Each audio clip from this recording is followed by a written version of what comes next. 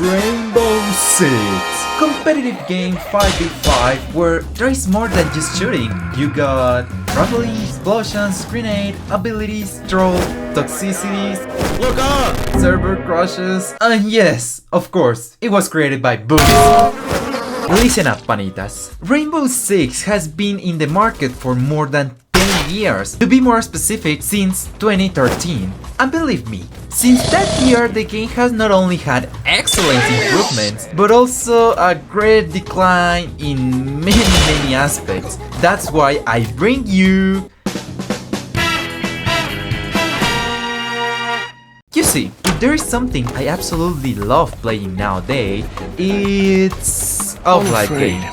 And well, it's because I can enjoy going eat whenever I feel like it, take bathroom breaks as needed, and generally live a happier life. It gives me the feeling that I can truly enjoy the game my way and at my own pace. But as good as masochists that gamers are, we love challenges. What the fuck is nigga talking about, bitch? We love suffering.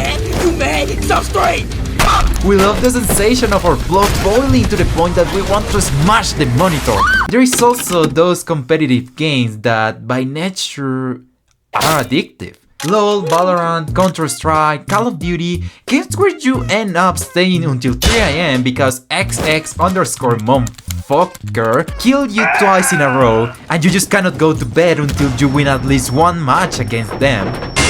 One day, I just wasn't in the mood to play a single-player game or the big-name competitive titles. That's when, while browsing my entire Steam library, which honestly only 2 of them are mine and most of them are shared, I stumbled upon... At first, I honestly didn't have much hope for the game. When I installed it and I opened it, I realized it was from Bugisoft. At this point, I was already expecting the worst. Bugs, microtransactions, server crashers, and terrible Steam reviews. But while most of the things did actually happen, they didn't stop me from having fun. You see, with my flawless track record in competitive games, I really got the hang of this one pretty quickly. Let me break it down for you real fast. In the main game mode, there is 2 teams. Each of them consists of 5 players, attackers and defenders. You can play either with randoms or with friends, which I highly recommend because it's 200% more fun. Now, here is the thing. In some rounds, you will play as an attacker. What's your mission? Enter, plant the stacks, and disable the bombs. Pretty simple so far, right? Although, if you're the type of players that lives for the adrenaline, you pick up, you charge in, take on the entire team, and you win. Which, in my experience, almost never happened. Either because some guy on the other team is playing in the dirtiest way possible, or you cannot even find them in the site, since one of them is waiting for the last second to get the sick clip and upload it to YouTube saying top 20 moments of Rainbow Six Siege. Now then, in other rounds you will have to play as a defender, which, let's be honest, you doesn't require a genius level IQ to understand what defenders do, because the game literally marks the objectives and at the start of the round tells you protect the objectives. So you just do that. Sometimes I seriously felt like the only one in my team who could actually read. I get that there is some operators like Caveira whose whole thing is roaming around the map and annoying everyone like a fly. But outside of that, I don't really see the logic in running off to fight 5 enemies alone. But speaking about operators, and this is another aspect that makes this game fun, if we compare Rainbow Six with another competitive shooters like Call of Duty, weapons are still customizable. You have got snipers, assault rifles, SMGs, and more. The problem, or actually something that I really like, not all agents can use the same weapons. Oh, you like this weapon and you want to use it with your main? Well, fuck you, because only Ash has it. It's actually super interactive because you cannot just grab the best meta weapons and slap them in your favorite character. There is no watching video like, alright guys, this is the best weapon loadout to melt heads and destroy opponents in the blink of an eye.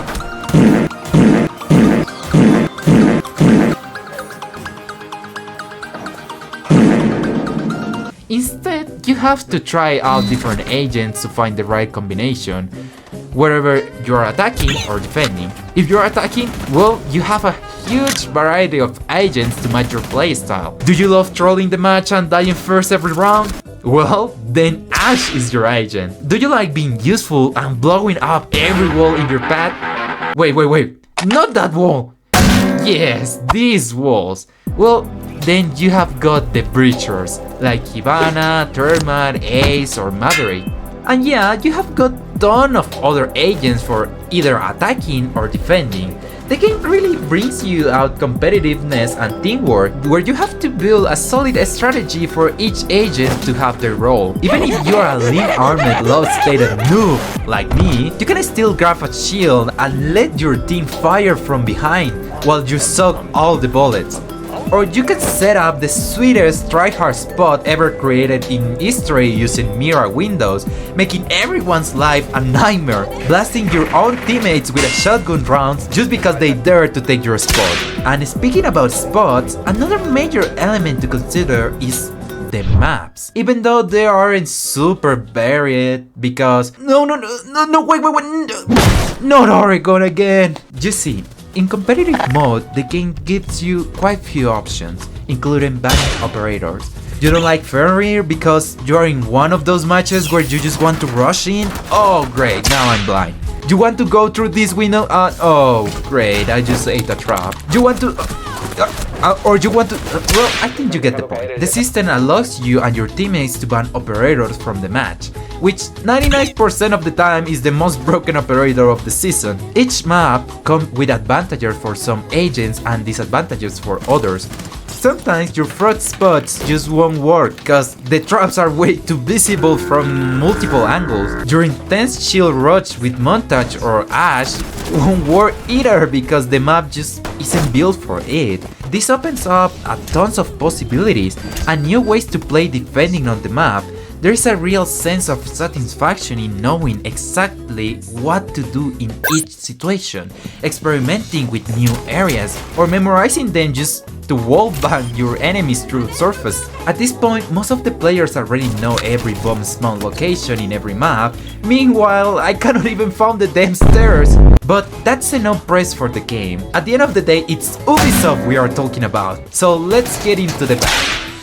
To be honest, my first matches feel like I was playing with people at my level, and when I talk about my level, I mean people who couldn't even hit a stationary target. At first, it was pretty easy to find a balance between winning and losing. Sure, I had more victories than defeats, but it didn't seem fair to be suddenly thrown into matches with Jinxie himself, Worst video game player I've ever seen, where I couldn't even leave the spawn.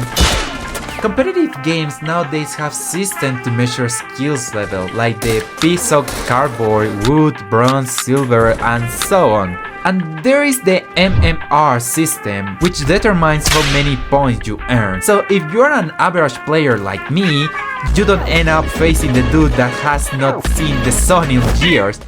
I'm not complaining about the players being more skilled than me, like my grandpa used to say, "Mijito, tryhards hay para todo." But I do think it's absolutely necessary for Rainbow Six and most competitive games to improve their MMR system, or as it's popular known, skill-based matchmaking. I'm grateful to the games that already penalize players who create smurf accounts to mess with the noobs like me. Seriously, what is the fun in stomping on new players? If you want to kill people with at least a bit more challenge than how I play, just go to fight with bots. As many of you know, I'm not from the United States. I know the language, but I can also speak Spanish because I'm from LATAM. And with that said, believe me, I know better than anyone the difference between the game being trash because my router can't handle its existence anymore and being a direct server issue. And trust me, it's not just the connectivity problem, it's that Ubisoft Connect servers are the biggest garbage Ubisoft has ever created. I get it, multiplayer games will always have server crashes, it's inevitable in any game with at least 1000 players, but as I say, I play this type of games with friends, and honestly, if you even minimally want to enjoy multiplayer games, you need a Discord channel and a buddy. But Rainbow Six make it nearly impossible because if Ubisoft Connect isn't down, the servers are lagging harder than Snoop Dogg after too many joins. Oh yes, my absolutely favorite part of gaming. I just love playing Mira and hearing someone go, "Whoa, but the mirror doesn't go there," or committing the slightest mistake in the match and having my beloved teammates troll me for the rest of the game. And yes, Ash mains, I'm looking at you. I feel like this isn't entirely Ubisoft's fault, but rather a community problem because, let's be real, Ubisoft can do much more at this point. They have got a reputation system where simply by behaving yourself as a decent person, you can reach the highest rank. Look, I get it. Competitive games are frustrating, especially when you want to complete objectives, rank up, and truly commit to something that matters to you, and then you get teamed up with players like me who cannot get a single kill unless I pick Blitz. But have a little of empathy. Understand that not everyone is an expert from the start. It takes time to improve, and many people don't have that time. Some are just here to have fun. Now, if there is someone just trolling, I grant you the Latino ticket so you can even use the word nigger. There is an insane amount of competitive games out there. Games with ability, mobility, ridiculous amount of weapons, dopamine-filled, memorable experiences. But you know what makes me say, wow, Rainbow Six really stands out. I think you have already noticed, unlike most shooters, Rainbow Six actually feels like a real tactical gun game. And hold up, I don't mean realistic like ribs breaking or bleeding out to death for a single bullet. I mean that even though, yes, many operators have the abilities that are completely unrealistic, the gameplay itself feels strategic, like you are actually playing a tactical shooter, because if I had to compare, what feels closer to reality, an operator carefully picking corners and landing precise shots, or a sweetie tryhard sliding and bunny hopping while overdosing on an energy drinks, yeah, I'm sticking with the first option. Rainbow Six has brought to me a ton of fun, so many ways to play within a single game. I never stop discovering new mechanics or finding ways to improve. I don't idolize it or anything, but for me, the game's proved itself to be legendary. With its huge collaboration, constant updates, fixing bugs, and refining mechanics over the time, and the effort they put into improving it flows little by little. So once again, even though Rainbow Six isn't the best game ever, I still believe that within this series, it earns my seal approval. In next videos,